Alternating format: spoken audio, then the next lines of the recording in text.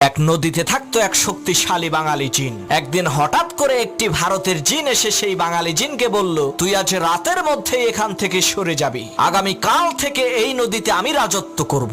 ভারতের জিনের এই ধমকি শুনে বাঙালি জিনটি একটি জেলের কাছে গিয়ে বলল, ভাই তুমি যে এই নদীতে মাছ ধরো, আজ পর্যন্ত আমি কি তোমাকে কোনো কষ্ট দিয়েছি? জেলে বলল, না তা তো দেন নাই। তখন সেই বাঙালি জিন বলল, তাহলে আজ রাতে তুমি আমাকে একটু সাহায্য করবা, আমি ভারতের এক জিনের সাথে লড়াই করব। তখন আমি তোমাকে ডাক দিয়ে বলবো, বড় ভাই আপনি আসেন। তুমি তখন বলবা, ওরে ধর আমি আসতেছি। জেলে বলল, ঠিক আছে। কথা অনুযায়ী রাতের বেলা বাঙালি জিন আর ভারতের জিনের মধ্যে তুমুল লড়াই শুরু হয়ে গেল। এমন সময় বাঙালি জিন বলল, বড় ভাই আপনি আসেন। তখন জেলে বলল, ওরে শক্ত করে চেপে ধর, আমি আসতেছি। এই কথা শুনে ভারতের জিন বলল, সর্বনাশ, ছোট ভাইয়ের সাথে লড়াই করতেই আমার জান বের হয়ে যাচ্ছে, আর বড় ভাই আসলে তো আমার কেল্লা ফতে হয়ে যাবে। ওরে বাপুরে, আমি গেলাম।